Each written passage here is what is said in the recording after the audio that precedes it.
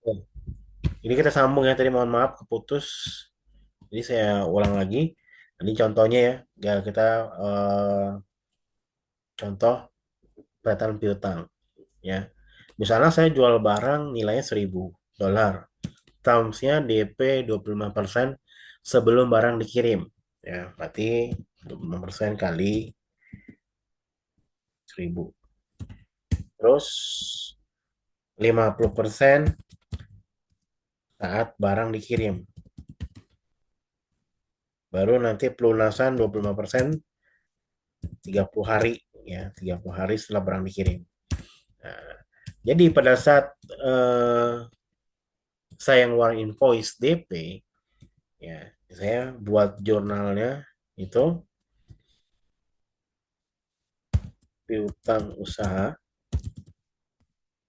Terus ini penjualan. Ini 250 ya, ini debit, ini kredit, ini 250. Nah, terus pada saat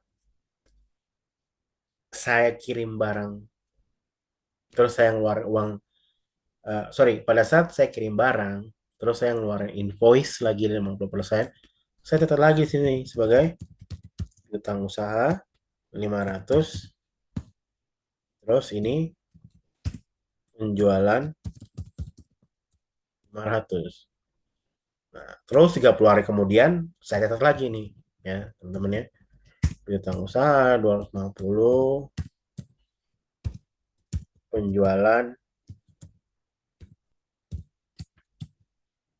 250. Ini kan udah lunas ya, udah lunas ya.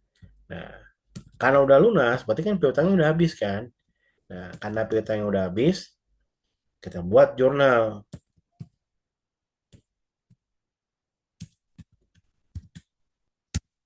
Ya, karena udah habis, kita buat jurnal piutangnya tadi. Ya, itu kita jurnal di kredit. Piutang usaha berapa tadi? 1.000. Ini bank.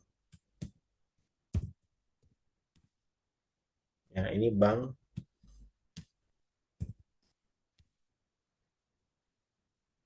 1.000. Atau bisa juga seperti ini, ya. Eh, Misalnya tanggal 10 ya, tanggal 10 Juli misalnya. Tanggal 10 Juli itu saya keluar invoice. Nah, ketika saya ngeluarin invoice, saya itu sebagai piutang usaha, ya, debit, ini kredit. Saya catat ini 250, terus ini penjualan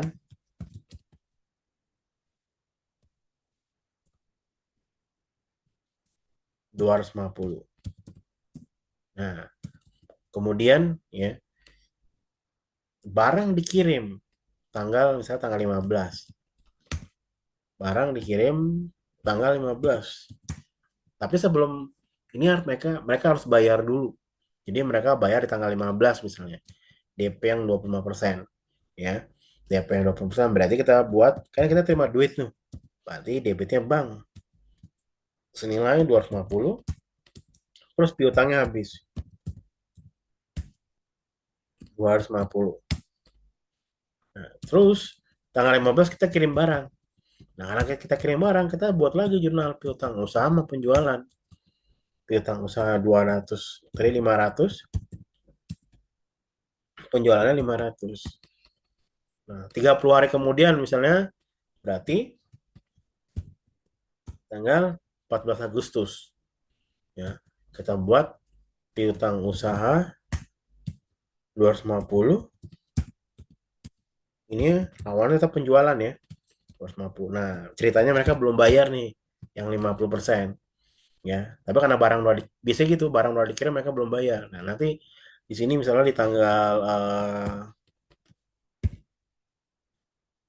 30 hari setelahnya ya. Misalnya tanggal 18 Agustus baru mereka bayar. ya, bakal bayar 750, berarti ini bank ya, karena kan kita terima uang ya. Banknya ditulis bank apa, misalnya bank BCA, nomor rekeningnya nomor rekening berapa, ya 123 misalnya, supaya gampang trackingnya nanti. Nah, ini mereka bayar 750, terus ini berarti dia piutang usahanya habis kredit ya 750. Nah, kontrolnya gimana? Itu nanti ya teman-teman ya. Itu di hari keempat, tapi saya kasih tahu aja sekarang ya. Ada namanya GL atau buku besar. Nah, jadi kita buat buku besar, misalnya katakanlah eh, buku besar itu yang pertama eh, piutang usaha dulu. Nah, jangan lupa nih tanggal ya, tanggal ini keterangan. Jadi biasanya nomor referensi, nomor referensi ini debit, ini kredit. Nah, misalnya tanggal 1 Juli.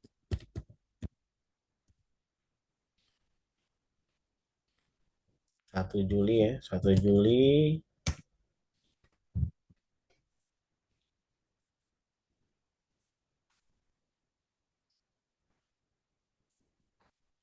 di tanggal 1 Juli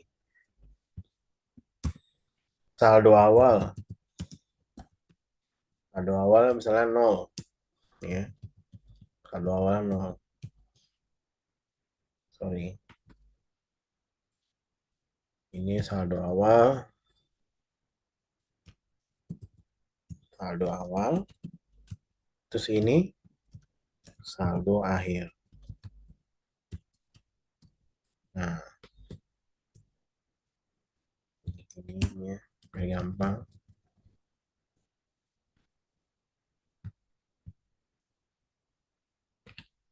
Nah, ini namanya buku besar ya.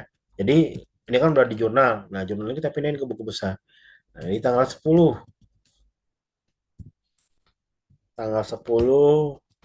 itu misalkan ini invoice nomor berapa? Nomor misalnya satu, satu, dua, tiga ke siapa? Misalnya tujuannya PTA. Nah, nomor referensinya apa? Nomor referensinya itu adalah nomor surat jalan atau nomor surat jalan atau nomor jurnal. Terserah kita. Ya, kita mau kan ini kan piutang usaha ya. Piutang usaha itu berarti kita sudah melakukan penyerahan barang. Ada invoice-nya, ya, ada invoice-nya, ada PO-nya. Kita mau kasih nomor rep apa? Nomor PO-nya kah? Biar gampang trackingnya. Maksudnya PO dari si buyer ini, customer ini, atau nomor invoice-nya, atau nomor surat jalannya. Itu kita bebas. Yang penting kita gampang nanti kalau kita mau tracking, itu trackingnya kemana. Nah, terus saldo awalnya, misalnya saldo awalnya nol. Berarti saldo akhirnya juga nol. Nah, piutang usaha bertambah 250. Nah, berarti saldo akhir ditambah debit dikurang kredit 250. Terus apa lagi? Tanggal berapa lagi? Di sini tanggal 15 ya. Tanggal 15 dia bertambah lagi. Nah, nomor invoice-nya berapa? Misalnya 128 misalnya. Terus dia bertambah lagi di sini berapa? 500 piutang usahanya. 500. Berarti ini tambah ini. Sorry, ini debit ya. Debit ya, sorry. Berarti saldo akhir tambah debit kurang kredit.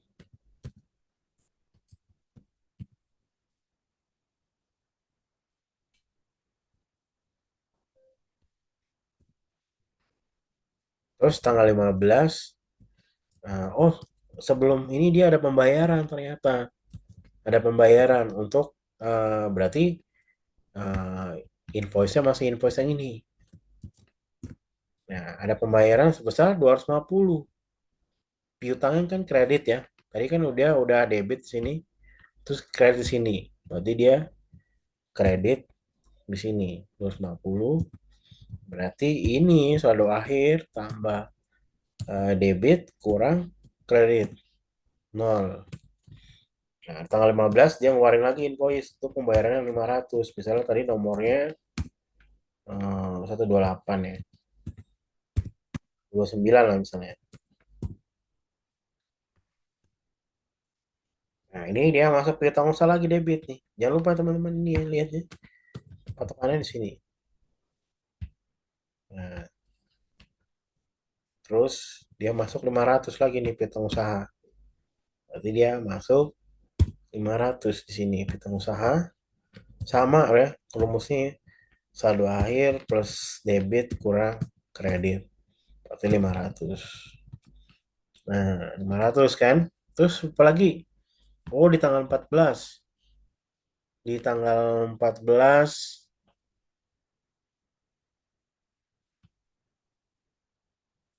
jatuh tempo untuk 30 hari setelah barang diterima, pelunasan. Berarti tambah lagi di sini.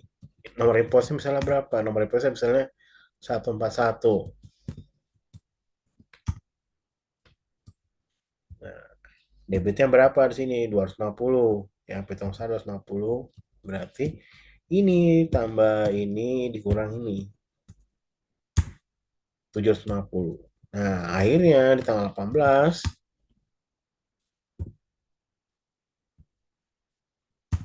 mereka ada pembayaran ya.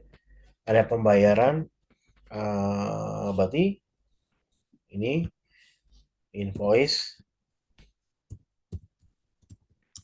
nomor misalnya 129 sama 141.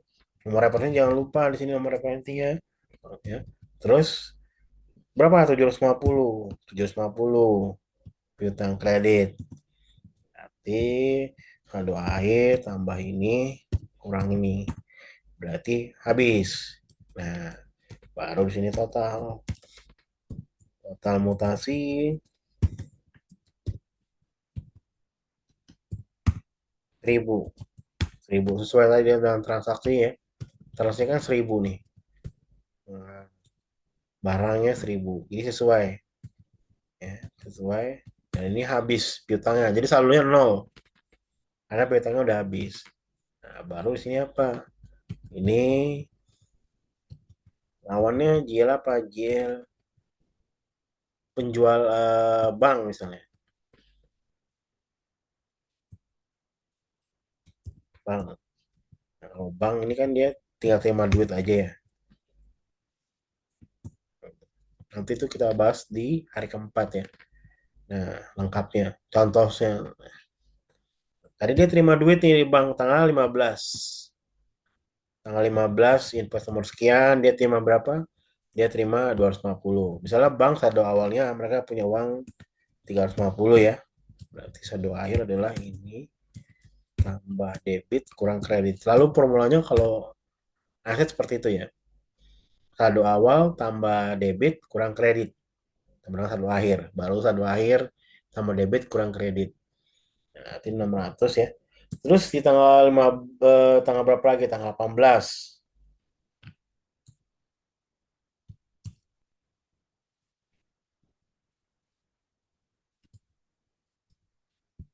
Tanggal 18. Tanggal 18 dia terima pembayaran lagi sebesar 750. Berarti debitnya 750 ya. Berarti banknya sekian. Total total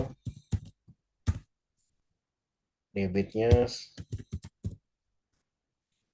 1000, kreditnya nol. Nah, 1000 kenapa kan sesuai uang masuk. Kalau ini cuma 900, nah ini harus pertanyakan nih. Misalnya banknya 900 tapi piutangnya yang terbayar 1000. Nah, berarti ada salah catat di situ. Hmm. Nah, jadi piutangnya ada nol, ya piutangnya nol, terus banknya 1000. Karena piutangnya udah berubah jadi bank, ya, udah berubah jadi bank. Nah, yang kedua ada piutang tak tertagih. Tadi kan yang pertama piutang itu pengakuan piutang, ya, kapan kita boleh mencatat sebagai piutang. Nah, piutang pasti ada resiko nggak ketagih, ya. Pasti ada resiko nggak ketagih. Karena itu dibuat namanya estimasi piutang tidak tertagih. Ya, piutang selalu ada resiko tidak tertagih. Makanya kita buat namanya estimasi piutang tidak tertagih. Nah, metode itu ada dua. Yang pertama metode persentase piutang, yang kedua metode persentase penjualan. Jadi kita buat dulu namanya metode persentase piutang. Misalnya katakanlah di bulan Juli ini ya, saya punya piutang nih senilai 5,9 M di laporan keuangan saya. Saya punya piutang itu 5,9 M. Nah, yang belum itu tempo 1,4. Yang sudah jatuh tempo adalah sebesar 4 M lebih. Ya, jadi saya buat namanya aging piutang atau umur piutang. Jadi ada saya kelompokkan ya 1 sampai 30 hari, 30 sampai 60, 60 sampai 90 dan di atas 90. Jadi piutang itu ada tiga kategori. Yang pertama piutang lancar, yang kedua piutang kurang lancar, yang ketiga namanya piutang tidak tertagih. Nah, kalau piutang lancar itu kira-kira yang seperti apa? Jadi tergantung ya, tergantung terms pembayaran perusahaan. Jadi misalnya perusahaan punya terms pembayaran 30 hari. Berarti kalau piutangnya usianya masih 1 sampai 30 hari, masih dianggap sebagai piutang lancar. Nah, terus bisa katakan lagi nih, saya punya usaha TOP-nya 30 hari, tapi saya ada toleransi 15 hari. Karena udah biasa di bisnis kalau belum bisa bayar saat jatuh tempo, ada namanya toleransi pembayaran. Nah, jadi 15 hari. Berarti saya anggap piutang yang belum terbayar maksimum 45 hari masih saya anggap sebagai piutang lancar. Nah, terus misalnya katakanlah em, setelah 45 hari di SOP saya bilang bahwa kalau misalnya setelah 45 hari ya kan nanti perusahaan akan kasih keringanan, misalnya katakanlah pembayaran 2 kali ya kan, atau misalnya boleh dicicil, atau misalnya saya kasih pengurang, kasih diskon dan segala macam, berarti kan ada resiko nggak tagih. Jadi kalau saya punya piutang 100 juta, terus ya udahlah, kamu boleh cicil, saya kasih cicilan misalnya katakanlah 3 kali bayar dari 100 juta itu. Nah, berarti kan ada resiko. Mungkin cicilan pertama kebayar, cicilan kedua kebayar, cicilan ketiga nggak kebayar. Atau saya kasih pengurang. Misalnya dari 100 juta tadi saya kasih pengurang diskon 15%. Berarti kan piutang saya nggak utuh. Dari piutang saya tersebut berarti ada resiko nggak ketagih 15%. Itu kembali lagi tergantung dari SOP masing-masing perusahaan. Ya. Nah, jadi misalnya katakanlah gini, 1 sampai 30 hari itu masih termasuk aman. Ya, jadi istilahnya ya udahlah saya anggap aja 0%. 30 sampai 60 hari itu tadi ya, misalnya katakanlah di SOP-nya ya udahlah saya kasih potongan harga 15% supaya kalian bisa bayar. Nah, saya anggap 15% itu sebagai kerugian buat saya. Jadi piutang saya nggak utuh. Jadi saya anggap ada piutang nggak tertagih senilai 15%. Ya, metode persentase persentase piutang. Jadi saya anggap 15% itu nggak ketagih karena saya udah kasih diskon. Terus misalnya udah 60 sampai 90 hari nih, ya. 60 sampai 90 hari dari yang 15% tadi, sisa 80% misalnya ya udahlah cicil 3 kali, 25 atau 30 15 atau segala macam. Nah, misalnya terakhirnya tuh ujungnya 25%. Saya asumsikan kalau namanya juga piutang 60 sampai 90 hari kan, pastinya yang punya utang itu pasti kondisi ekonominya nggak bagus. Nah, pasti namanya nggak bagus, ya ada resiko itu nggak kebayar. Yang tagihan terakhir biasanya nggak kebayar. Jadi saya anggap aja lah 25%. Terus lewat 90 hari. Akhirnya kalau udah lewat 90 hari, Saya anggap ini, aduh, berat kebayar. Akhirnya saya bilang, ya udahlah, bayarnya 50% dulu. 50% lagi kami putihkan misalnya. Atau misalnya katakan lagi nih, udah benar-benar nggak usah dibayar. Karena nggak usah dibayar, ah, saya jual aja lah piutangnya, saya factoringin kemana. Terus dihargai sama factoring 50%. Ya berarti ya kita asumsikan ya 50% nggak ketagih. Karena kita asumsikan kalau, waduh udah 30 hari, saya jual aja. Nanti ada yang mau beli 50%. Jadi saya asumsikan 50% itu nggak ketagih. Tergantung dari prosedur masing-masing perusahaan. Ya. Nah, jadi tinggal dikali aja. Misalnya katakan ke tadi ya, 1 sampai 30 hari saya anggap 0. 30 sampai 60 hari saya anggap 15%. 60 sampai 90 saya anggap 25, ini 50. Jadi saya bisa buat jurnal nanti di akhir tahun namanya penyisihan piutang ragu-ragu. Kenapa ragu-ragu? Karena ya ini belum divonis nggak bisa bayar.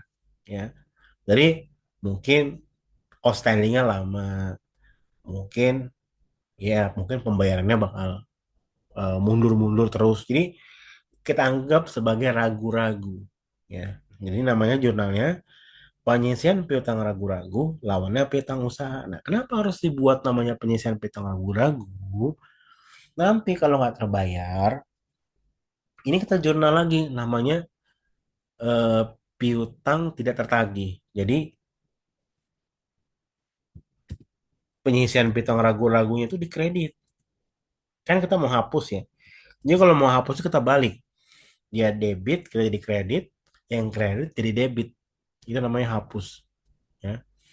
Nah, ini dia debit nih. Di debit, senilai ini jadi kredit di sini. Nah, ini kredit, ini debit. Terus nanti di sini namanya piutang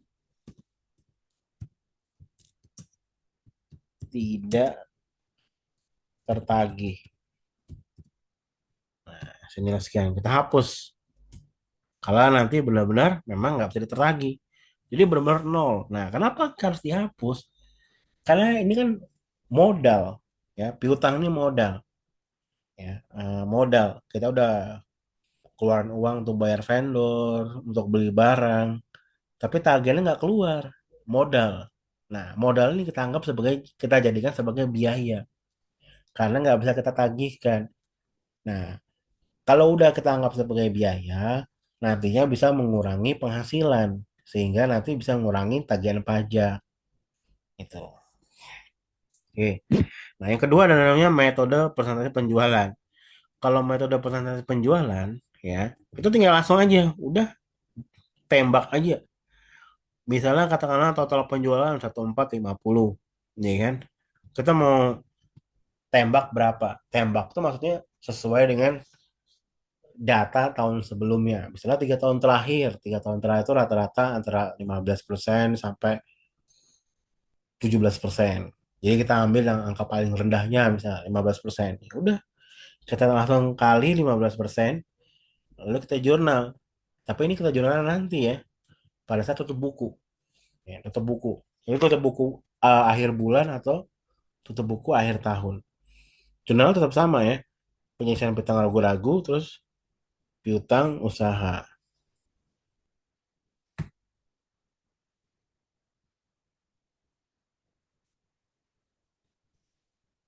Nah, yang ketiga, ada namanya penghapusan piutang. Tadi yang pertama pengakuan piutang, ya kan?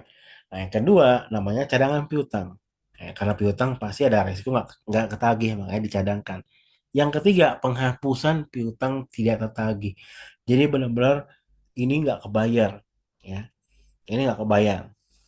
Nah, yang pertama itu ada namanya metode langsung atau write off. Jadi nggak pakai persentase-persentase, hapus aja udah. Tapi harus memenuhi kriteria, ya. Kriteria gini. Jadi misalnya saya jual barang, TOP-nya 30 hari misalnya. Terus setelah 30 hari Saya nagih. Terus si customer saya bilang ini, aduh perusahaan kamu udah bangkrut. Kami udah nggak punya uang lagi. Buktinya mana? Ini buktinya. Putusan pengadilan yang mengatakan kami udah pilot, ya kan? Ya berarti ya udah, ini perusahaan udah nggak bisa bayar lagi karena dia udah pilot. Ada bukti dari pengadilan. Nah kalau udah lengkap seperti itu ya udah, berarti kita mau gimana lagi? Dia udah nggak bakal bisa bayar. Berarti kita tinggal langsung hapus aja, sudah putus lagi ya teman. Mohon maaf nih signalnya kayaknya putus-putus.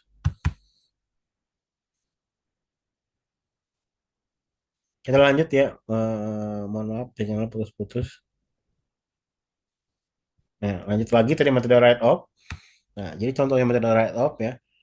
eh Berarti nanti ini recordingnya keputus-putus ya. Mungkin ada kali kita 3 kali record, berarti ada 3 record yang saya kirim. Oke, kita lanjut. Metode write off. Nah, kalau pajak biasanya seperti ini.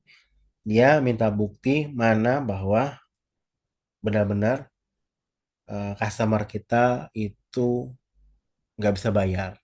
Misalnya nanti kita punya usaha ya, kita menjalankan usaha secara mandiri, terus ada customer kita dia bangkrut, misalnya katakanlah dia bilang, oh saya nggak bisa bayar lagi, saya bangkrut. Nah itu orang kalau untuk dari sisi pajak ya, kalau mungkin kalau dari sisi perusahaan ada kebijaksanaan, ya udahlah, yang penting buat berita acara si customer kita buat berita acara bahwa oh saya udah nggak bisa bayar lagi, jadi dia bikin pengakuan itu mungkin boleh ya. Eh, Kalau dari sisi perusahaan, tapi dari sisi pajak nggak bisa.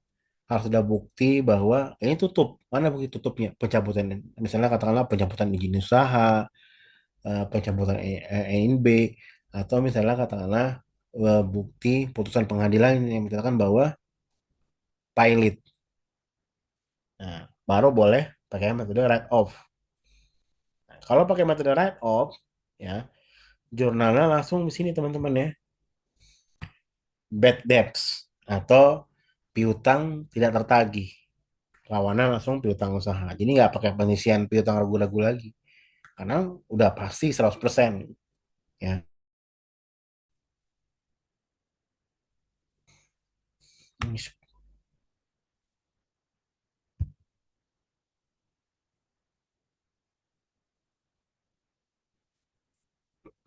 Ini mohon maaf nih sepertinya lagi hujan deras ya. Jadi signalnya hilang-hilang. Kita lanjut ya teman-teman ya. Ini tadi kita sampai ke metode write off ya. Jadi kalau metode write off itu seperti ini ya. Jadi langsung kita hapuskan aja buat jurnal bad debt atau piutang tidak tertagih, baru lawannya piutang usaha ya. Nah, terus yang kedua, ya ini masih penghapusan ya. Penghapusan piutang tak tertagih. Yang kedua namanya metode penyisihan. Nah, metode penyisihan itu kurang lebih eh, sama seperti yang ini tadi di atas. Nah, sorry ya. Nah, ini sama kurang lebih dengan metode persentase piutang. Ya, bedanya kalau metode persentase piutang ini ya kita buat persentase berdasarkan umur piutang. Kayak tadi ya, 1 sampai 30 sampai 60, 60 sampai 90, terus 90 ya. Nah, kalau metode penyisihan atau allowance ya, ini kita sesuai dengan riwayat kredit ya. Sesuai dengan riwayat kredit atau historis kredit. Jadi nggak melulu sesuai dengan aging tadi persentase, karena tadi kan kalau kalau tadi itu berdasarkan eh, apa lancar atau nggak lancar. Nah kalau ini nggak berdasarkan riwayat ya. Jadi kalau contohnya katakanlah saya punya 5 vendor. Nah ada satu vendor nih riwayatnya kurang bagus. Jadi mungkin dia punya piutang dia punya utang sama saya dalam 1 tahun, riwayatnya kurang bagus. Mungkin ada 10 tagihan invoice, eh, cuman 3 yang on time. Sisanya telat 1 bulan, telat 3 bulan, bahkan ada yang baru dibayar sebagian. Nah, jadi kita bisa sesuaikan dengan riwayat kreditnya. Karena di satu perusahaan, kebijakan kreditnya kan nggak sama ya. Jadi kalau saya punya 5 customer, pasti saya ada yang namanya customer prioritas yang mungkin pembeliannya paling besar, marginnya paling besar. Nah, karena ini prioritas, ya mungkin saya kasih spesial. TOP-nya panjang, 30 hari. Tapi ada juga yang misalnya customer saya yang mungkin pembeliannya nggak signifikan. Jarang-jarang order, nilai ordernya juga nggak terlalu besar. Mungkin saya kasih TOP cuma 7 hari misalnya. Jadi kan dia umur kreditnya beda-beda nih. Ada yang 30 hari, ada yang 7 hari, ada yang 14 hari. Nah, jadi kalau eh, karena beda-beda, pastinya riwayatnya juga beda-beda. Ya, riwayatnya beda-beda. Mungkin yang 30 hari tadi karena dia customer customer prioritas, ya 30 hari, udah panjang, tapi dia suka terlambat bayarnya. Kadang terlambat 1 bulan, kadang terlambat 20 hari misalnya dan segala macam. Nah, kita bisa sesuai sesuai aja, maksudnya sesuai dengan riwayat kredit atau historis kreditnya dia. Apakah dalam satu tahun, misalnya dia punya piutang totalnya 1 miliar, dalam 1 tahun dia ada outstandingnya 25%. Jadi kita asumsikan aja bahwa ya udahlah, berarti setiap tahun saya akan buat penyisian piutang untuk si customer ini senilai 25%. Karena dari tahun-tahun sebelumnya dia ada outstanding 25%. Jadi misalnya dia punya piutang 1 M, terus outstandingnya 250 juta. Dia bayarin 250 juta, terus dia piutang lagi, di akhir tahun 250 juta. Terus begitu, ya kan? Terus begitu. Nah, berarti kita asumsikan aja piutang atau tagih sebesar 25% sesuai dengan riwayat kreditnya dia. Nah, kalau di pajak itu biasanya nanti akan di challenge. Jadi kenapa selalu pajak? Karena kan gini ya, laporan keuangan itu ada namanya komersil, ada namanya fiskal. Komersil itu sesuai dengan standar akuntansi.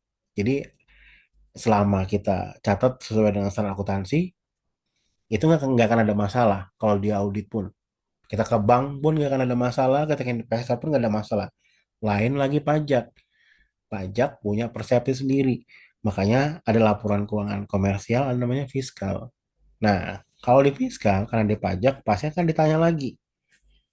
Dari mana kamu catat penyisian piutang ragu-ragu sebesar 25%? Metodenya gimana caranya? Angkanya dapatnya dari mana? Nah, kita kasih tunjukin lah. Ini loh Pak, kita punya riwayat kredit. Ini dia historis kreditnya dia. Ini penagihan kami, ini pembayaran dia. Dari sini, setiap tahun outstandingnya 35%. Jadi kita asumsikan aja bahwa ada resiko nih. Sewaktu-waktu 35% outstandingnya nggak kebayar. Jadi kami buat penyisian piutang ragu-ragu sebesar 25%. Itu asumsi kita ya. Karena kenapa? Karena penyisian piutang ragu-ragu ini kan jadi biaya. Kalau jadi biaya itu namanya koreksi positif. Mengurangi laba perusahaan. Sehingga pajak yang harus dibayar jadi kecil. Nah, kalau pajak yang dibayar jadi lebih kecil daripada seharusnya, orang pajak kan fight di sini. Oh nggak bisa, nanti dulu saya cek dulu, bener nggak ini gitu. Tapi kalau misalnya menambah pajak yang dibayar, mereka malah tutup mata di situ biasanya. Oke ya. Nah jadi sama di sini. Nah bedanya adalah kalau tadi metode allowance, ya cadangan kan, itu masih dia jurnalnya nih teman-teman, masih jurnalnya masih penyisian piutang ragu-ragu karena masih dicadangkan, ya masih cadangkan. Nah kalau ini udah penghapusan, bukan lagi dicadangkan lagi. Ya, jadi benar-benar dari penghapusan. Jadi langsung jadi beban di sini. Beban piutang ragu-ragu. Kalau tadi itu masih dicadangkan, jadi dikeluarkan dari akun piutang, pindah ke penyisian piutang ragu-ragu, tapi masih di piutang juga. Bedanya bukan piutang lagi, udah penyisian piutang ragu-ragu. Nah, kalau ini udah langsung jadi beban, jadi biaya. Ya, kalau penyisian piutang ragu-ragu mungkin orang pajak nggak terlalu teriak, tapi kalau udah jadi beban, harus dibuktikan bahwa riwayat kredit tadi yang dipakai sebagai asumsi itu benar, datanya benar. Nah, jurnalnya beban ya, udah langsung muncul di beban di laporan laba rugi, mengurangi keuntungan perusahaan. Oke. Nah, ini yang keempat teman-teman. Kalau ada pertanyaan silahkan ya langsung ya. Eh atau dicatat dulu pertanyaannya nanti sekalian boleh. Nah, ini yang keempat adalah penagihan piutang usaha yang dihapuskan. Ya, penagihan piutang usaha yang dihapuskan. Jadi yang pertama ya, yang pertama tadi itu ada namanya, saya ulang lagi ya, pengakuan piutang. Kapan kita boleh mencatat sebagai piutang usaha? Kalau lancar-lancar aja, mungkin nggak ada namanya piutang tidak tertagih. Tapi kan ada piutang selalu ada resiko nggak tertagih. Makanya ada namanya piutang tidak tertagih. Nah, piutang tidak tertagih itu kan baru dicadangkan. Kalau benar-benar nanti nggak bisa tertagih, baru kita hapuskan. Makanya ada namanya metode nomor tiga ya, penghapusan piutang tidak tertagih. Ya, ini benar-benar dihapusin. Nah, terus ada namanya lagi. Yang keempat, penagihan piutang usaha yang dihapuskan.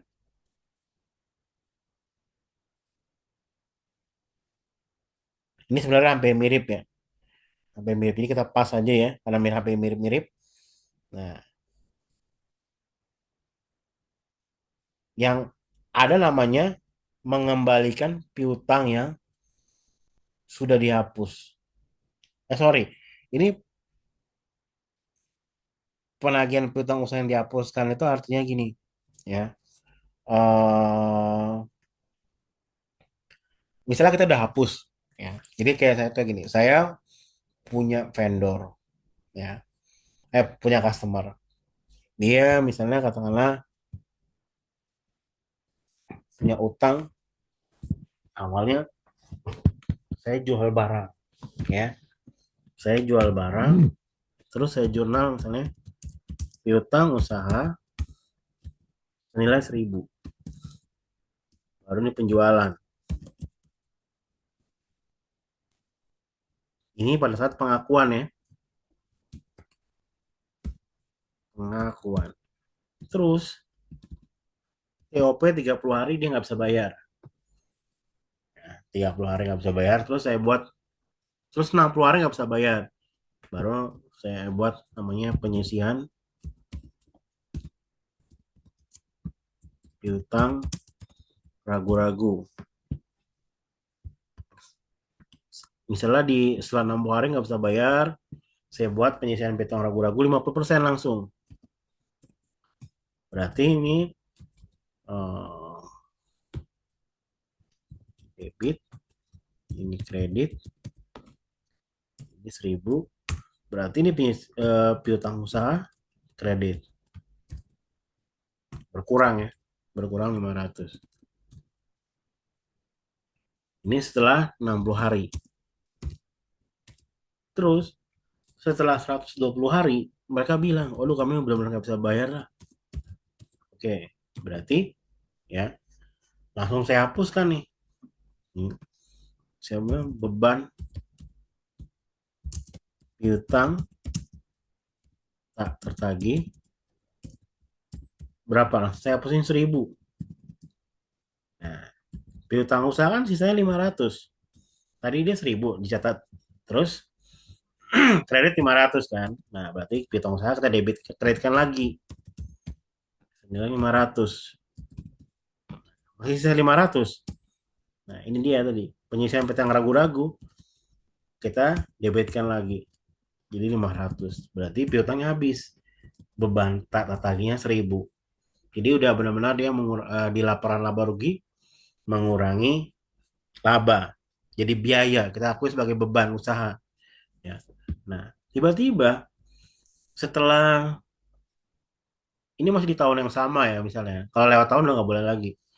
Di tahun yang sama, akhir tahun dia bilang, saya mau bayar deh. Saya ada uang 300 boleh nggak? Nah, berarti kita jurnal lagi. Nah, ini kan kita udah akui sebagai beban piutang tak tertagih ya. Nah, beban piutang tak tertagih kita jurnal lagi sebagai kredit lagi 300. Baru nanti kita jurnal di sini piutang usaha kita balikin lagi.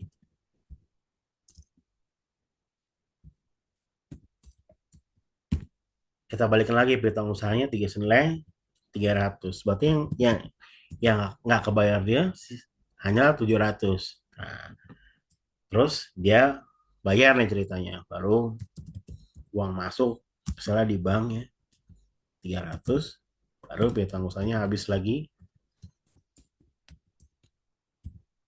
300. Ini yang namanya ini nih, penagihan piutang usaha yang dihapuskan. Jadi konsepnya seperti itu. Jadi meskipun udah dihapus, selama dia masih di tahun yang sama, dia mau bayar dia udah bisa. Kecuali dia udah beda tahun ya. Kalau udah beda tahun, dia mau bayar lagi, kan udah di closing, udah nggak bisa lagi. Ya. Udah nggak bisa lagi dijual sebagai piutang usaha karena udah di closing, udah tutup buku, saldonya udah nol. Nah, kita lanjut ya. Yang ketiga, sorry, ini ada namanya rekonsiliasi piutang. Nah, rekonsiliasi piutang nih jangan lupa teman-teman ya. Nanti di tutup buku akhir bulan, ya. Jadi kan kita sudah catat,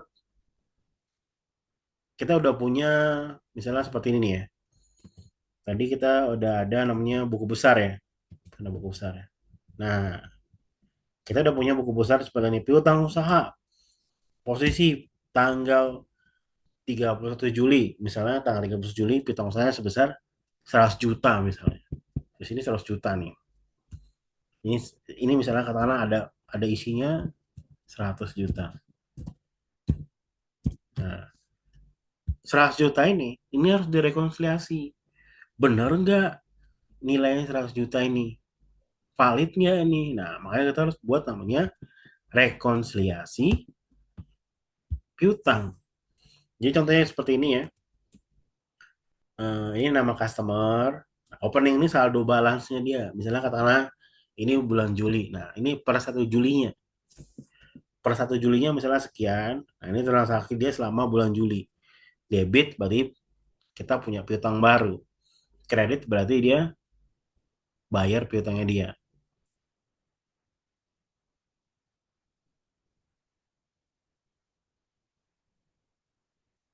Ya. Terus balance. Sini sekian. Nah, ini laporan piutang. Nah, laporan piutang ini harus kita cek sama di GL kita. Jadi kalau di GL kita misalnya katakanlah 2,9990000 ya 2,9990000 nah 2,9990000 ya. Berarti kan ada selisih ya, ada selisih senilai 59.900.000. Nah, ini berarti harus dicari nih mana selisihnya. Yang salah yang mana? Yang salah berarti laporan kita. Karena di rekonsiliasi datanya kita itu misalnya katakanlah balance-nya 2,939, tapi di catatan kita misalnya katakanlah 2,9 ya.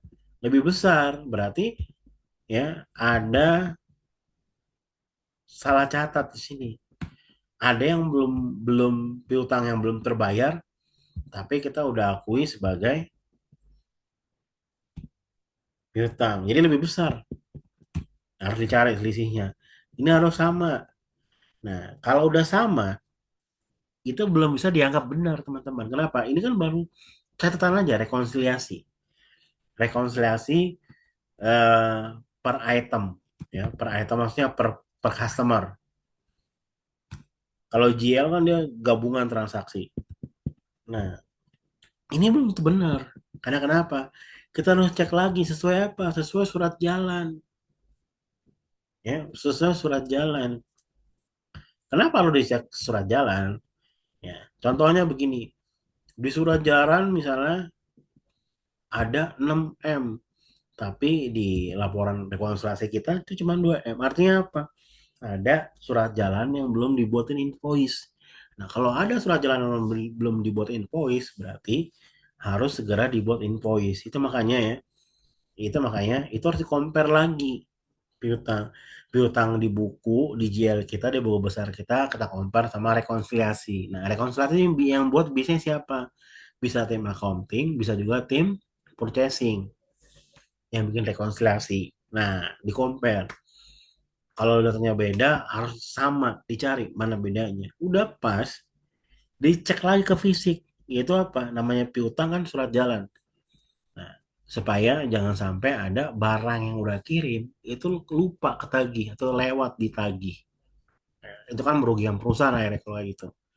Nah, kalau misalnya beda, nah berarti yang salah yang mana? Ya, ya udah pasti yang salah adalah catatan keuangan karena surat jalan ini kan ada tanda tangannya. Ada yang ngeluarin barang, ya kan? Ada yang ngirim barang, drivernya dan segala macam. Jadi yang salah berarti catatannya. Nah, tinggal di rekon lagi. Mana yang belum tercatat? Nah, kenapa belum tercatat? Udah pasti belum karena nggak ada invoice-nya, ya. Makanya nggak dicatat sebagai piutang.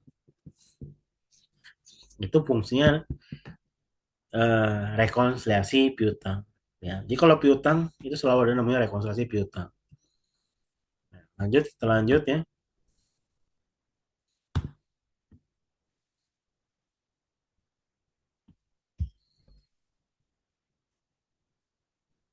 Kita lanjut ke pencatatan persediaan.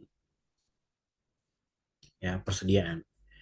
Nah, contoh, nah, contoh misalnya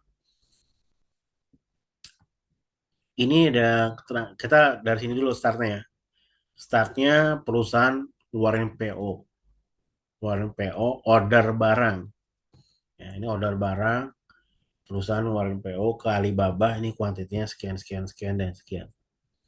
Nah, dari barang yang kita kirim, itu kita terima barang. Jadi kalau teman-teman di perusahaan teman-teman kan pasti ada namanya supply chain ya. Nah, flow-nya kan pasti ada tuh flow-nya. Flow supply chain. Yang pertama misalnya buat purchase request, ya kan? Setelah buat purchase request, nanti purchase request itu nanti di review sama cost control lah atau sama material control ya. Cost control. Kontrolnya biasanya berhubungan dengan budget atau material control yang biasanya ngecek barang di gudang. Kalau sudah oke di sini, nanti draft PO. Orang-orang procurement bikin draft PO. Setelah bikin draft PO, bisa diajukin ke purchasing manager misalnya. Nah, purchasing manager udah oke, baru udah jadi udah PO, ya kan? Jadi PO kita kirim ke vendor, terus vendor kirim barang. Nah, ketika vendor kirim barang, ya kan, diinput kan. Nah, pada saat diinput di sistem itu kan pasti ada formnya. Itu ya bisa jadi namanya MR, material receipt. Material receipt. Flow itu kurang lebih kayak gini. Nah, material receipt itulah nanti dicatat sama accounting, ya. Accounting catat material receipt sebagai persediaan. Ini contohnya ya. Ini order, misalnya order ini 300 dari Alibaba nomor PO 022 tahun 2023. Nah, yang diterima juga 300. Berarti sama, nggak ada selisih ya. Sama sesuai. Nah, ini terus persediaan itu ada namanya pembelian, ada namanya penjualan, ya. Jadi ini yang paling gampang dulu kita anggap ini perusahaan retail. Jadi saya beli dari Alibaba, terus saya jual lagi di toko saya. Ya. Nah, jadi dari barang yang ini unit cost 300 quantity. Saya beli, saya jual 215. Terus saya beli lagi 250, saya jual 155. Jadi ada balance-nya, saldo akhirnya ya. Di akhir bulan tuh sebenarnya 470 sisanya. Nah, gimana pencatatannya? Ya, nah, ini detailnya ya teman-teman yang mungkin kalau bingung dilihat di sini bisa lihat di sini ya. Nah, ini penjualan. Jadi penjualan ini penjualan yang ini nih. Penjualan ya. Ini detailnya. Penjualan tanggal 9 ke PT Mayapada, harganya sekian, kodnya sekian, nominal sekian, tipe penjualan apa? COD. Terus yang kedua, tanggal 13 tipe penjualan kredit, COD ini ada tiga ya. Nah, baru kita buat jurnal lah. Tanggal satu kita beli barang dari Alibaba ya. Tanggal 1 ini tanggal 1 ini kita beli barang dari mereka 300 dengan harga unit cost 440. Berarti kita catat di awal Alibaba PO nomor sekian 132 ya. Nih, 132 tuh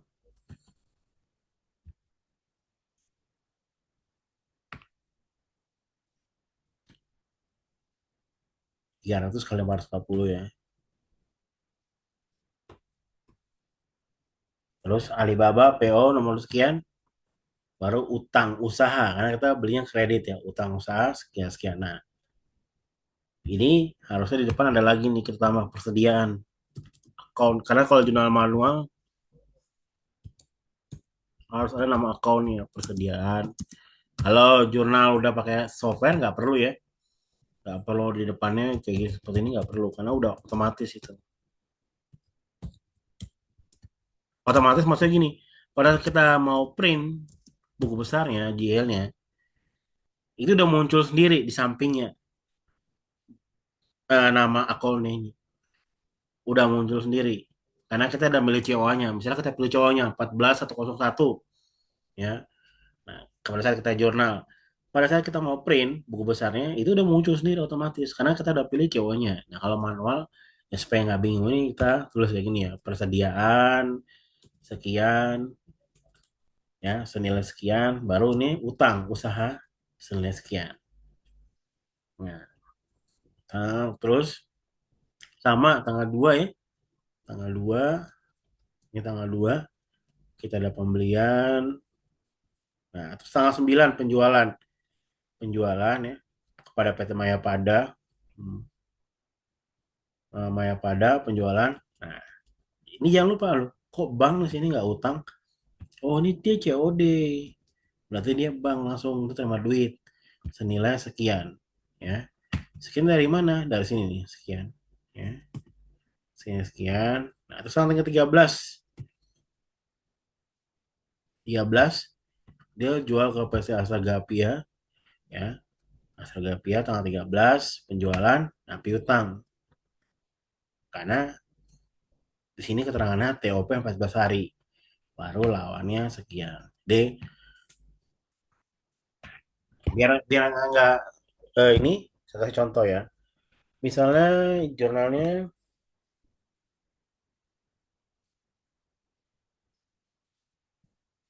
misalnya saya beli barang apa ya?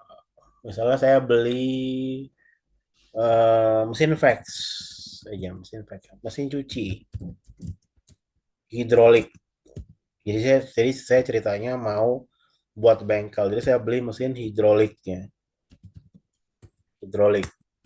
Nah, mesin ini misalnya harganya 50 juta. Terus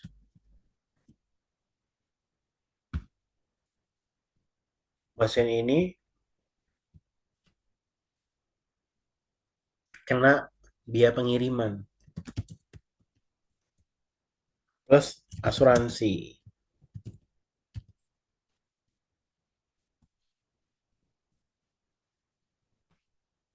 eh, Sebesar misalnya 5 juta. Terus mesin ini juga kena jasa lagi. Jasa apa? Jasa instalasi 2 juta. Hmm, 2 juta. Jadi totalnya adalah senilai 50 juta.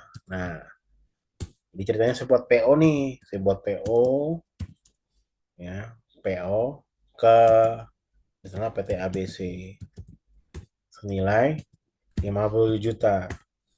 Ini belum ada penyataan apa-apa ya, karena masih PO.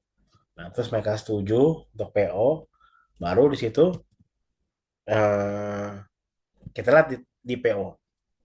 Ya, karena masing-masing pihak udah setuju nih. Saya buat PO, misalnya saya mengajukan DP 25% ya, terus 75%-nya 1 minggu, 7 hari setelah barang dikirim. Misalnya gitu, barang dikirim. Oke, sama-sama setuju nih. Nah, terus mereka ngeluarin invoice ke saya 25%. Saya bayar dong. Nah, karena yang saya bayar itu baru DP, saya belum terima barangnya, berarti saya tetap dulu sebagai apa? Uang muka pembelian senilai 4.250 ini debit, kreditnya apa? Kreditnya itu bank.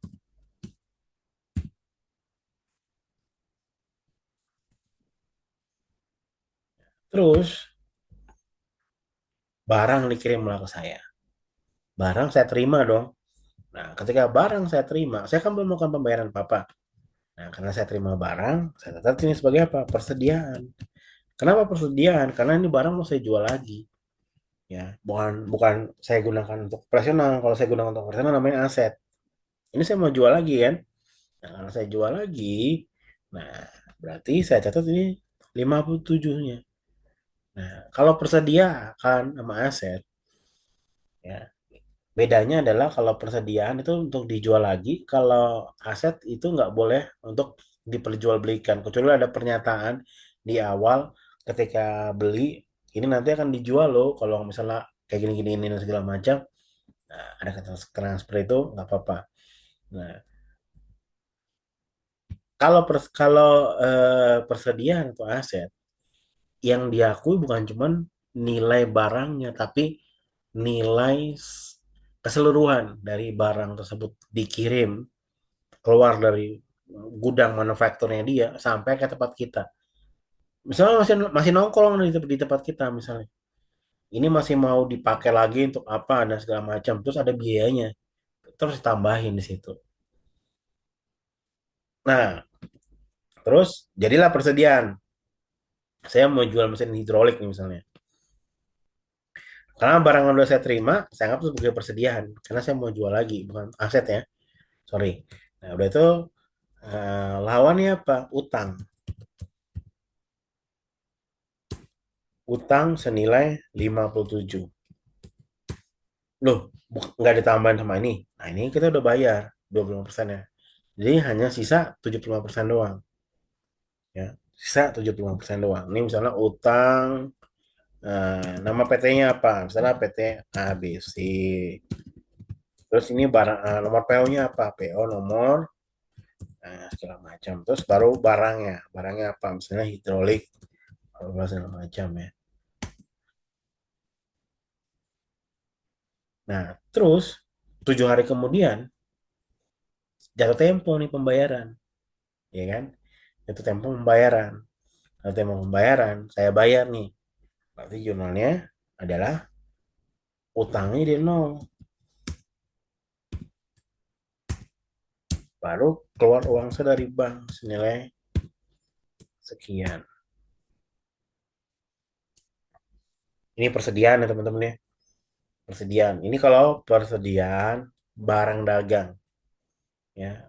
Perusahaan trading, perusahaan dagang. Ya, ini perusahaan dagang. Kalau perusahaan manufaktur gimana? Misalnya ya, saya misalnya katakanlah jualan baju kaos olahraga ya. Saya jualan baju kaos olahraga.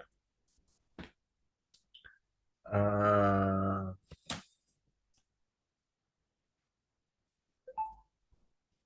saya dapat orderan kaos olahraga senilai 1.000 piece, ya kan? 1.000 piece dari misalnya dari perusahaan atau dari apalah 1.000 piece.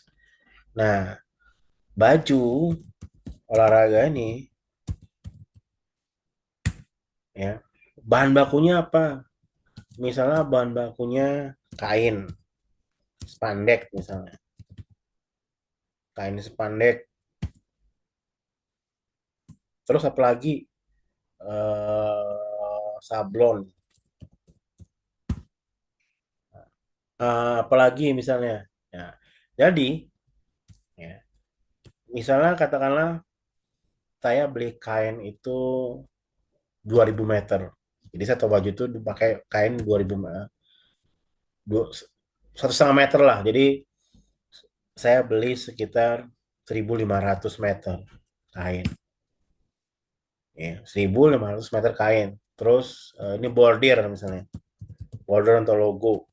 Border ini misalnya katakanlah ya sesuai bajunya 1.000 ya. Nah, terus harga kainnya misalnya katakanlah 10.000. Harga bordernya 2.000. Jadi totalnya adalah sekitar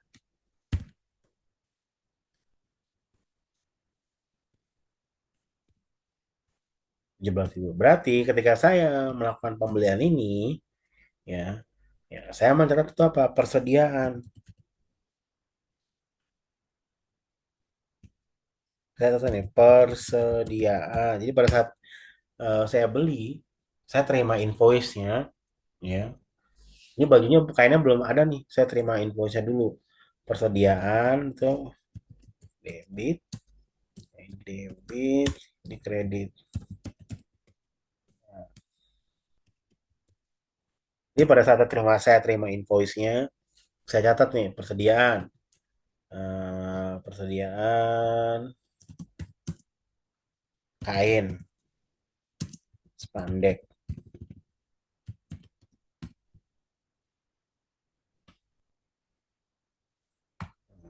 Terus persediaan misalnya bordir.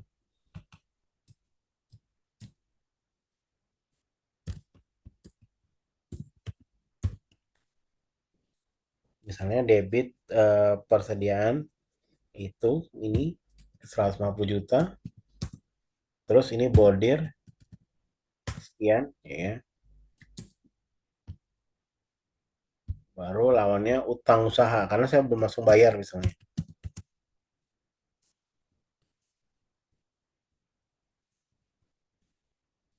Berarti utang saya adalah sekitar sekian plus sekian. Terus ya besoknya bagian produksi bilang, eh kita buat dulu deh 500, 500 nanti belakangan. Oke. Nah, kebutuhan tadi berapa? Kebutuhan kainnya 1,5 ya per satu baju. Berarti 750 ya. Berarti ya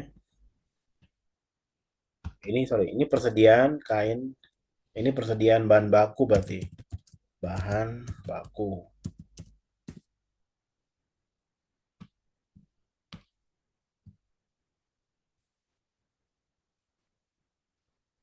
Sini persediaan bahan baku, bordir misalnya,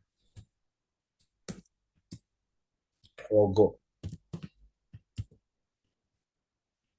Ini utang usaha sekian. Nah, terus besoknya bagian produksi bilang, saya ambil dulu ya kainnya, misalnya katakanlah 500 meter.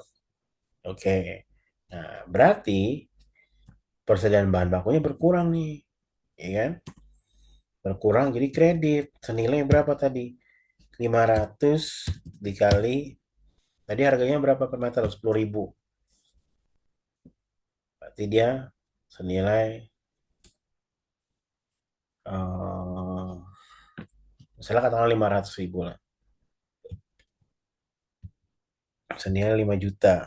Nah, terus di sini, nah ini kan manufaktur ya, ada proses. Ada proses.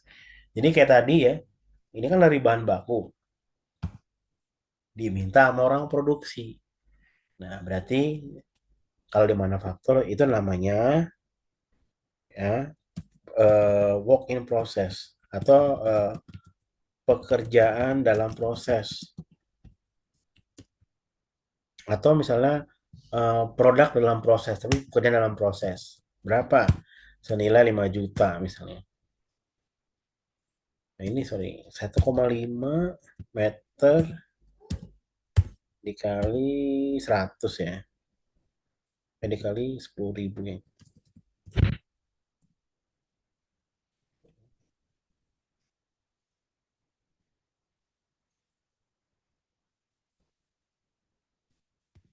Berarti ini harusnya 1,5 dikali 500.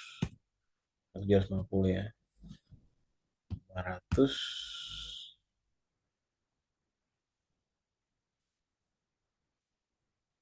baru dikali 10.000 ya. 7.500.000 ya. Tadi kan 2.000 meter, 1.000 piece itu konsumsinya 15.000 atau setengah. Berarti setengahnya adalah 7,5.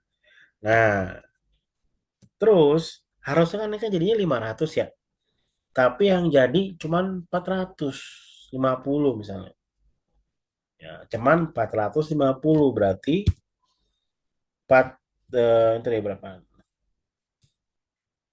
1,5 kali 450 kali 10.000 berarti sama dengan 1,5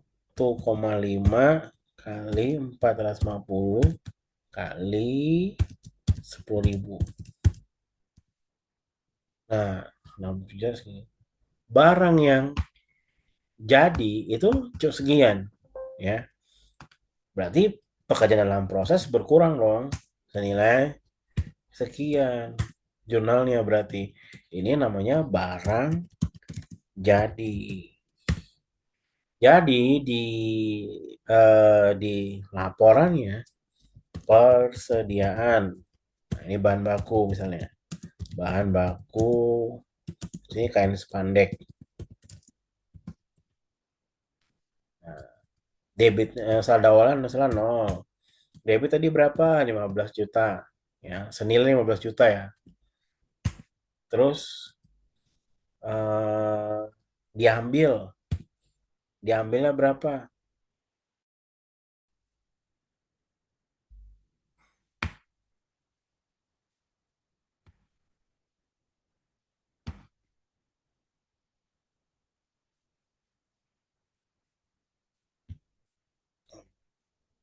Putus ya.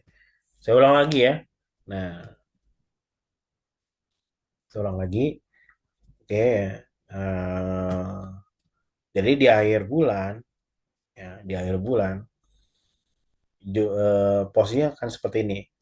Tadi kan bahan baku kain spandek, ya. Saldo awal, misalnya sini 0, terus ini ada debit, ini ada kredit ya. Sini saldo akhir misalnya.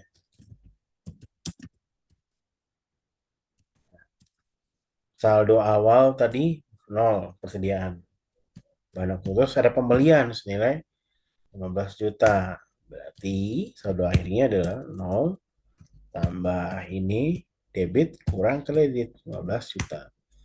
Terus ada request dari bagian produksi. Nah, berarti persediaan akunnya beda ya. Jadi ini misalnya ini 14 100 ini 14 200 ini 14 300 ya 14 300. Nah, ada permintaan dari orang produksi minta 500 potong dulu bahan senilai 7,5 juta. Berarti ini berkurang senilai 7,5 juta. Sehingga bahan baku spandeknya sisa 7,5 juta. Terus ini ada penambahan di area produksi senilai 7,5 juta. Berarti saldo akhirnya untuk penyedaran proses sekian. Nah, ini namanya persediaan barang jadi. Dari 7,5 tadi, yang jadi itu senilai 6,750. Berarti ini dikurang 6,750. Sehingga posisinya di akhir bulan itu sekian. Ya, sama 15 juta semua. Ini harus sama. Nggak boleh enggak. Kalau enggak berarti ada yang nggak kecatat. Nah, ini total nih persediaan. Sama 15 juta. Bedanya adalah kalau tadi 15 di awalnya 15 juta itu adalah bahan baku kain spandek semua. Terus dari sini ya diambil setengahnya 50% untuk bikin kaos. Nah, ternyata yang jadi cuma 450. Berarti yang outstanding adalah 50 piece. 50 piece itu masih di sini dalam proses pengerjaan. Sementara ini udah jadi 6,750. Sisanya belum diproduksi sehingga totalnya adalah sekian. Nah, kalau di perusahaan itu ada namanya stock of name.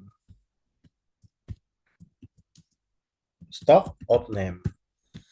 Nanti tiap akhir bulan ada stock of name. Yang pertama, stock of name bahan baku atau raw material.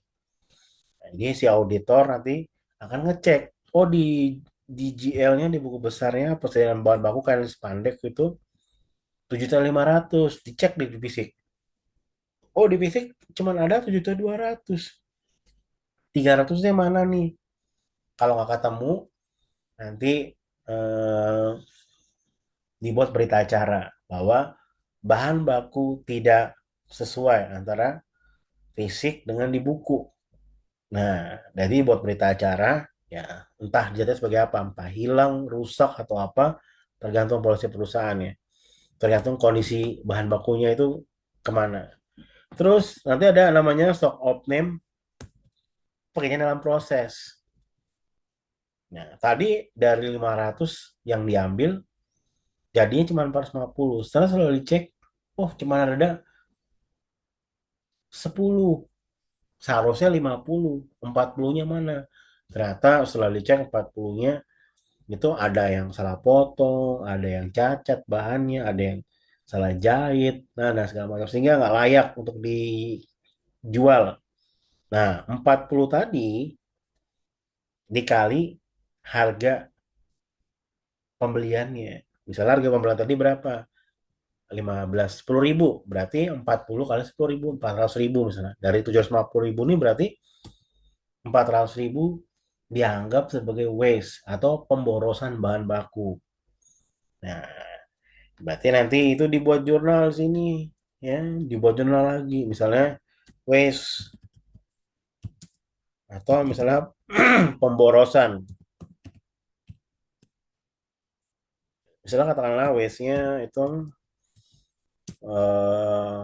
400 ribu masuk jadi biaya ya. 400 ribu ini di HPP, tapi bagian overhead pabrik. Nah, pemborosan sekian 400 ribu.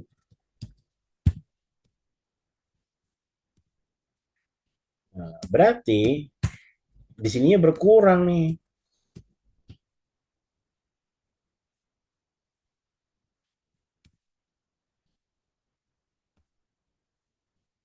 Di dalam prosesnya. Nggak lagi senilai ini. Ya. Nggak senilai 750 lagi. Ini harus ditambah. karena ada pemborosan senilai 400.000. Berarti ini kurang lagi 350 gitu ya teman-teman ya. Nah, barang jadi dari 600 750 kayaknya hmm, cuananya jelek banget kayaknya hari ini.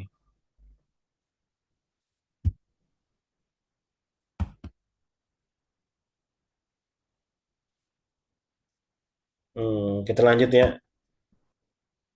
Tadi dia sampai di sini. Oke. Nah, dari waste tadi, sorry ya, ini kan eh, ada pemborosan 400.000 ya.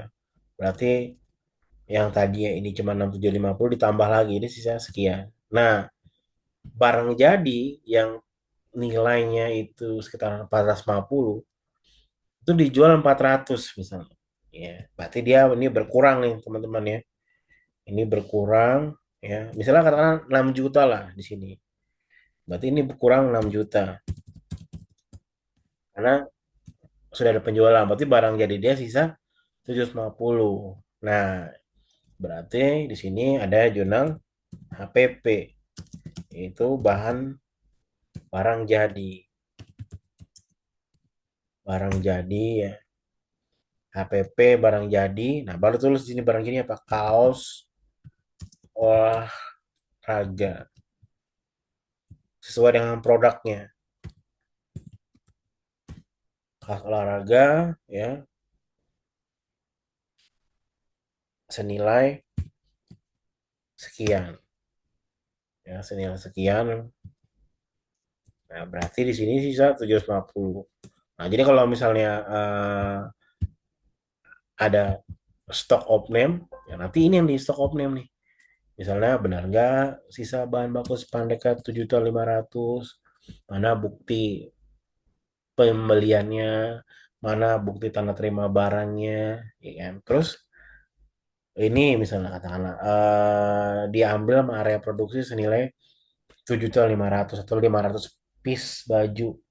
Nah, mana bukti pengambilan dari bagian produksi, tanggal berapa diambil, mana formnya, kan? Terus dari sini dari proses produksi area produksi dikirim ke gudang barang jadi senilai 6.750. Mana bukti pengiriman dari area produksi ke barang jadi? Mana bukti pencatatan di gudang barang jadi sama admin gudangnya?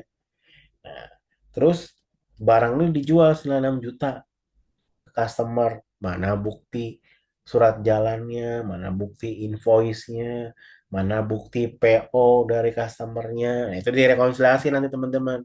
Ya, itu direkonsiliasi baru dicek sama eh, stok fisiknya. Ketika stok off name. Jadi kalau teman-teman nanti punya usaha sendiri, ya kan, pasti kan mau nggak mau setiap bulan harus rutin stok off name. Misalnya ada barang di gudang 100, terjual 50, harusnya kan 50 barang di gudang. Tapi bisa aja setelah dicek cuma 48, 47. Nah, ini itulah fungsinya stock of name. Jadi kalau misalnya eh, ketahuan ketahuan misalnya ada selisih, ya itu supaya di tracking kemana itu selisihnya. Apa belum dicatat kah? Udah kirim barang tapi belum dicatat, belum ada invoice-nya, belum ada surat jalannya, atau misalnya hilang atau misalnya rusak, haus dan segala macam harus dicatat ya supaya bisa disesuaikan di situ. Nah, ini persediaan ada pertanyaan teman-teman.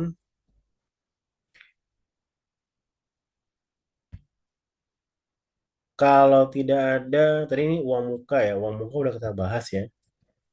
Ini uang muka udah kita bahas. Nah, baru kita lanjut ke aset.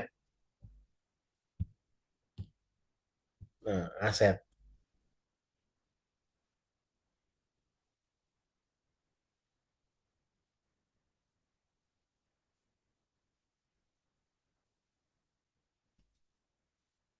Nah, aset itu yang boleh dicatat sebagai aset itu adalah barang berwujud atau tidak berwujud. Nah, kalau berwujud itu ya kayak mesin, properti. Kalau tidak berwujud itu kayak misalnya kayak kita beli lisensi, ya kita mau buat suatu produk, kita beli lisensi itu aset. Atau misalnya kita kita desain barang sendiri, terus kita buat hak cipta sendiri, itu aset juga. Tapi bentuknya tidak berwujud, ya. Nah, masa manfaatan harus lebih dari 1 tahun. Jadi kalau kita misalnya katakan beli barang, tapi ini penggunaannya setahun rusak, ya jangan dilihat sebagai aset. Nggak memenuhi kriteria, minimal setahun, ya minimal setahun, dan nggak boleh dijual lagi. Misalnya katakan lagi nih, saya beli alat berat, tapi planning saya setelah 3 tahun mau saya jual. Nah, itu harus saya buat di statement di perusahaan, polisi SOP perusahaan bahwa ini aset memang akan dijual lagi setelah 3 tahun. Ya, setelah 3 tahun. Jadi bukan barang dagangan. Jadi barang yang memang dibeli, tapi nanti ya diestimasi masa manfaatnya 3 tahun doang. Setelah 3 tahun itu udah nggak ekonomis buat perusahaan sehingga harus dijual. Itu ada SOP-nya. Nah, terus kita mulai dari namanya metode pencatatan aktiva. Nah, metode ini ada 4 metode ya. Yang pertama itu pembelian tunai. Nah, pembelian tunai itu ya, ini contohnya ya. Eh, Harga barangnya misalnya 100 juta, ongkos kirimnya 300.000, asuransi 25.000, biaya pemasangan 1.500.000. Jadi totalnya 10825. Nah, ini kita catat sebagai aset. Misalnya aset tetap, nama aset apa, terus ya, jumlahnya berapa, baru nanti sumber uang keluar dari mana. Itu kalau tunai. Nah, yang kedua dengan sistem angsuran, ya. Ini misalnya skemanya nih, harga mesin 100 juta, terus DP 50%, ya kan. Nah, ada bunganya juga, ini biasanya leasing, ya, bunganya 5%. Nah, jadi misalnya gini, beli mesin harga 100 juta, bayar DP di depan 50%, sisa 50 juta. Nah, 50 juta ini diangsur, ada bunga 5%, sehingga total angsurannya adalah 10 juta sekian-sekian. Nah, berarti ayat seperti ini. Nah, asetnya kita udah terima nih, leasing. Kayak leasing kan kita terima barang duluan kan. Nah, ketika kita mau terima barang duluan itu diakui sebagai aset. Misalnya ini 100 juta, jadi sebagai aset 100 juta, ya kan. Nah, ini kan baru bayar DP 50%. Berarti kita catat sebagai pembayaran DP 50%. Berarti selisihnya ya antara aset yang 100 juta yang udah kita akui dikurang pembayaran DP, selisihnya 50 juta itu kita akui sebagai hutang, ya hutang. Jadi kita punya utang 50 juta. Nah, ini baru pada saat pembayaran angsuran misalnya. Pembayaran angsuran misalnya dibayar 5 kali ya. Nah, jadi pada saat pembayaran pertama 10 juta, dari 50 juta ini kita kurangkan 10 juta. Jadi kita jurnal utangnya tadi di kredit jadi debitnya. Karena kalau kewajiban itu atau liabilities atau utang, kalau dia eh, kredit dia bertambah, kalau dia debit dia berkurang. Kebalikan dari aset. Berarti dia utang di sini 10 juta. Nah, terus ada bunga tadi 5% di sini. Ya, 5%. Nah, 5% ini berarti bunganya itu kita catat sebagai beban bunga. Masuk di laporan laba rugi, mengurangi eh, margin perusahaan. Nah, kenapa nggak boleh dicatat sebagai aset? Karena yang boleh dicatat sebagai aset itu hanya sumber uangnya. Jadi misalnya beli aset, minjem uang dari bank, beli aset, minjem uang dari pemegang saham. Nah, uangnya boleh diakui sebagai aset karena uangnya itu dibelanjakan untuk beli aset. Tapi kalau bunganya nggak boleh. Ya, bunga dari uang yang kita gunakan untuk beli aset tersebut itu nggak boleh dicatat sebagai aset. Ya, itu beda. Jadi itu anggap sebagai beban bunga. Nah, ini kayak ini tadi ya, utang 10 juta, beban bunga sekian. kas bank sekian sampai 5 kali cicilan ya. Nih, sampai 5 kali cicilan dia lunas.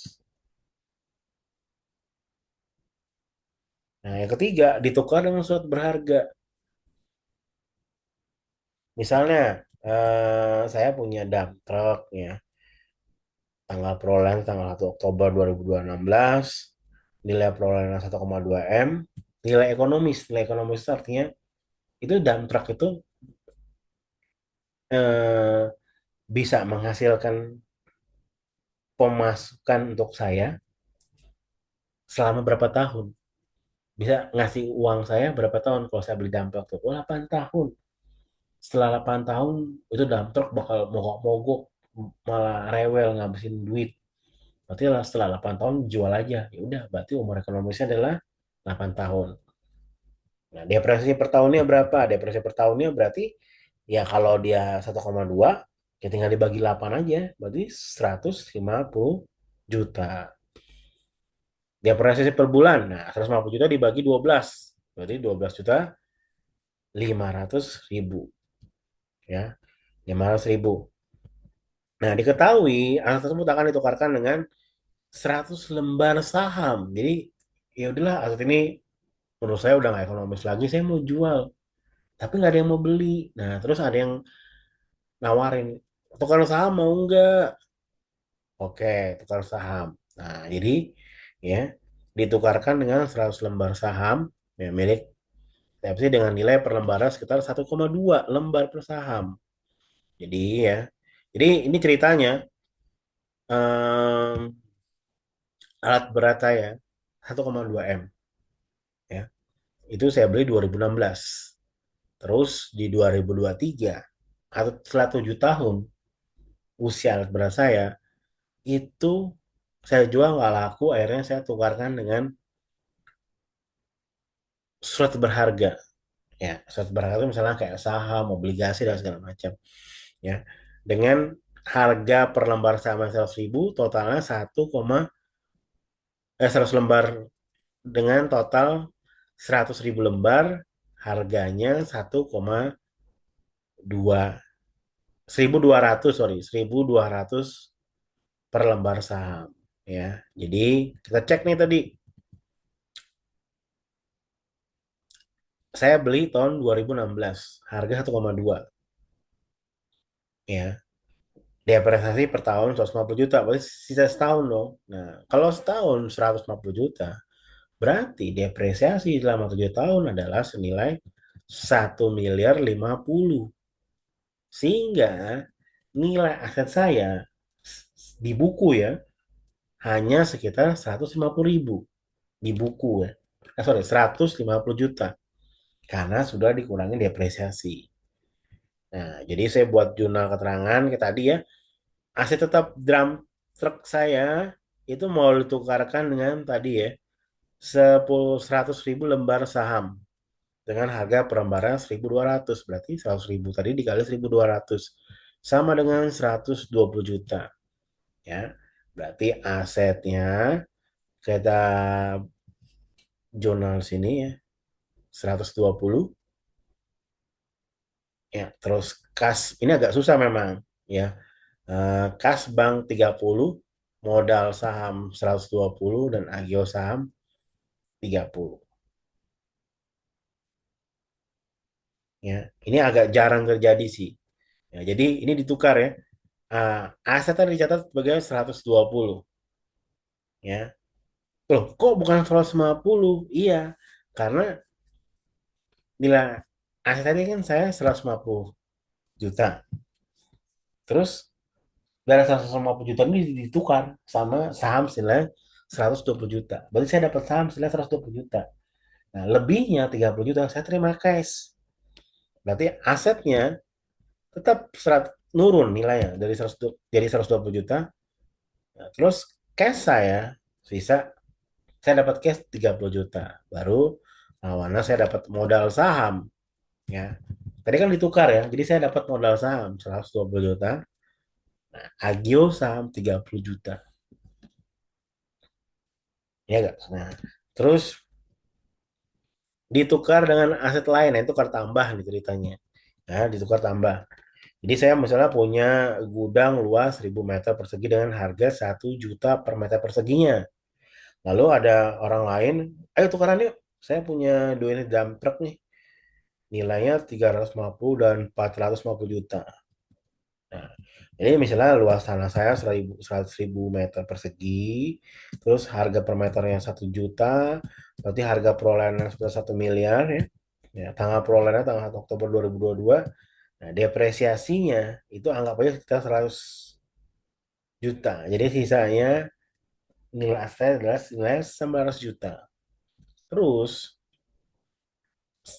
jurnalnya adalah aset tetap tetap 900 juta karena asetnya nggak berubah ya, tetap 900 juta. Cuman ya, cuman di sini saya rugi. Ruginya senilai berapa? Senilai 100 juta. Karena aset tadi cuma dihargai senilai 800. Ini juga jarang terjadi ya. Jadi umumnya yang paling sering terjadi itu adalah eh, metode pencetak harta tahap itu ada dua ini yang paling umum jadi pembelian tunai atau pembelian dengan angsuran. Nah kalau misalnya kayak tadi ya itu kan dengan surat berharga atau itu tukar guling itu jarang sekali terjadi. Ya. Ini mungkin ada nih diperoleh dari hadiah atau dari donasi. Jadi ya bisa aja ya ada teman saya punya perusahaan, dia punya mesin nggak kepake, dapat dijual, dia kasih ke saya. Kebetulan usahanya mirip. Jadi mesin tersebut bisa saya pakai. Ya misalnya kayak laptop lah ya. Saya memperoleh hadiah laptop senilai 3.500.000. Berarti tinggal saya catat ya. Aset senilai 3.500.000. Oh, ada biayanya. Ya, biaya itu tadi saya catat sebagai eh, boleh saya catat sebagai penambah nilai aset kalau itu misalnya katakanlah misalnya laptop harganya 3.500.000. Terus ada biaya instalasi software 500.000 nempel di laptopnya. Boleh saya tambahin. Tapi kalau misalnya kayak ini tadi, oh biaya pengiriman. Nah, biaya pengiriman kan nggak menambah nilai laptop. Beda kalau kayak software menambah nilai laptop. Nah, jadi itu saya catat sebagai biaya pengiriman. Ya. Nah, terus lawannya apa? Modal atau hadiah. Berarti tadi kan saya ada dikasih laptop 3.500.000 kan. Berarti saya dapat laptop saya catat sebagai 3.500.000. Terus modal atau hadiah senilai 3.500.000. Jadi masuk ke modal saya. Nah, karena laptop itu modal. Karena saya nggak ngeluarin duit. Nah, terus ada kas 150.000 tadi untuk apa? Biaya pengiriman laptop. Ini juga jarang terjadi juga. Ya. Nah, sekarang penyusutan. Ya. Penyusutan. Nah, yang paling umum dipakai itu adalah namanya straight line. Jadi straight line itu gampang sekali. Jadi kalau misalnya kayak gini ya. Saya beli laptop senilai 5 juta. Nah, saya asumsikan bahwa laptop ini layak dipergunakan itu hanya selama 5 tahun. Jadi saya asumsikan nilainya itu 5 tahun aja. Jadi ya 5 tahun, set 5 tahun, berarti 5 juta dibagi 5 tahun. Berarti setiap tahun saya depresiasikan 1 juta. Ya kayak ini ya. Tahun tahun buku 5 juta, depresiasi 1 juta, akumulasi depresiasinya 1 juta. Berarti nilai bukunya 400 saja. Pencatatannya gimana? Pencatatannya itu pada saat pembelian laptop.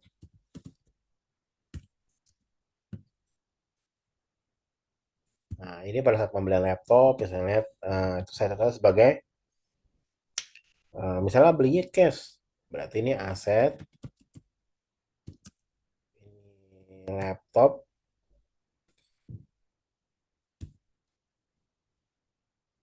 terus ini bank misalnya. Nah, ini debit, ini debit, misalnya 5 juta. Ini kredit 5 juta juga.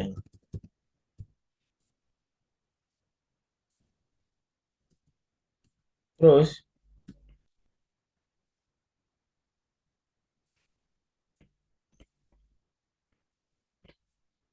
di akhir bulan saya catat depresiasinya. Jadi depresiasinya itu setahun 1 juta ya. Berarti kalau dibagi 12, berarti anggapnya 80 ribu ya. Berarti ini depre beban depresiasi ya. Beban depresiasi ya 80 ribu. Terus ini akumulasi depresiasi senilai 800 ribu. Nah, ini tampilan di mana kalau dia di laporan keuangan di sini teman-teman. Nah, di sini. Jadi tadi beli laptop tuh 5 juta, dia berarti 5 juta itu dia di sini berarti 5 jutanya. Nah, tadi depresiasinya berapa? Depresiasinya per tahun misalnya. Per tahun itu 1 juta, berarti ini 1 juta. Berarti nilai bukunya adalah 4 juta gitu ya. Bisa sama kayak gini depresiasinya.